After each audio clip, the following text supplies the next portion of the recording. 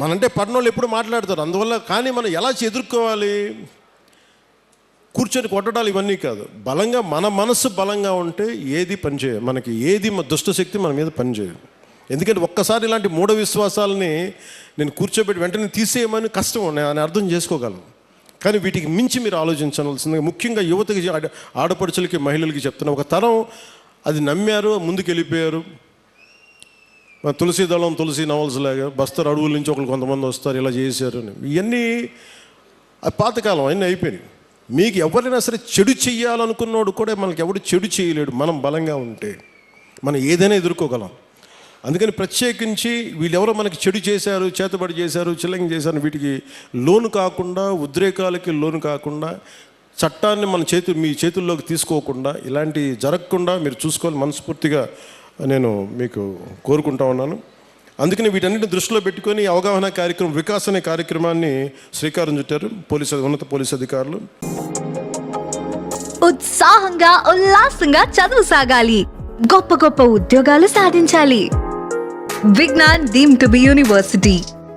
దీంట్లో భాగంగా జిల్లాలోని పోలీసు, రెవెన్యూ, వైద్య, ట్రైబల్ డిపార్ట్మెంట్ మరియు వివిధ రకాల సంస్థలు సంయుక్తంగా గ్రామాల్లో పర్యటించి ఇలాంటి చిలంగి కావచ్చు, ఇలాంటి చేతబడుల మీద కావచ్చు అవగాహన కల్పిస్తూ ఎవరికైనా సరే అనారోగ్య సమస్యలు ఉన్నా, మానసికంగా ఎటువంటి సమస్యలు, దానికి కారణం చిల్లంగి ఇటువంటి చేతబడులే కాదు, వారి యొక్క సమస్యకి పరిష్కార మార్గం హాస్పిటల్స్లో ఉంటుంది. లేదంటే ఏమున్నాయని చెప్పి వాటిని నిజంగా మనం కొంచెం లాజికల్గా ఆలోచించి మెడికల్ పాయింట్ ఆఫ్ వ్యూలో దాన్ని కరెక్ట్ చేయాలని మనస్ఫూర్తిగా పోలీస్ శాఖలు కోరుకున్నాను. మేము ఆంధ్రప్రదేశ్ ప్రభుత్వం, కూటమి ప్రభుత్వం నుంచి మేము కోరుకుంటా ఉన్నాం.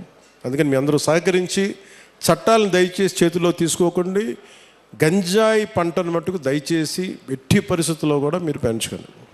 ఎవరన్నా ఉంటే కూడా పోలీసు అధికారులకి మీరు ఇన్ఫర్మేషన్ ఇవ్వండి. నేనేం కోరుకున్నా అంటే పోలీసు అధికారులు కూడా, మీ గతంలో కూడా పాడేరు సభలో కూడా చెప్పాను, ఇది సామాజిక ఆర్థిక సమస్యగానే చూస్తాం తప్ప ప్రజలకి వీళ్ళు ఎడ్యుకేట్ దెమ్, వాళ్ళకి కొంత అవగాహన కల్పించి అటువంటి వైపు వెళ్లకుండా మీకు ఉద్యోగాలు వచ్చేలా, జీవనోపాధి కల్పించేలా ఈ ప్రభుత్వం మరింత శ్రద్ధ తీసుకుంటుంది, మరింత బాధ్యతగా ఉంటుంది మనస్ఫూర్తిగా తెలియజేసుకుంటూ,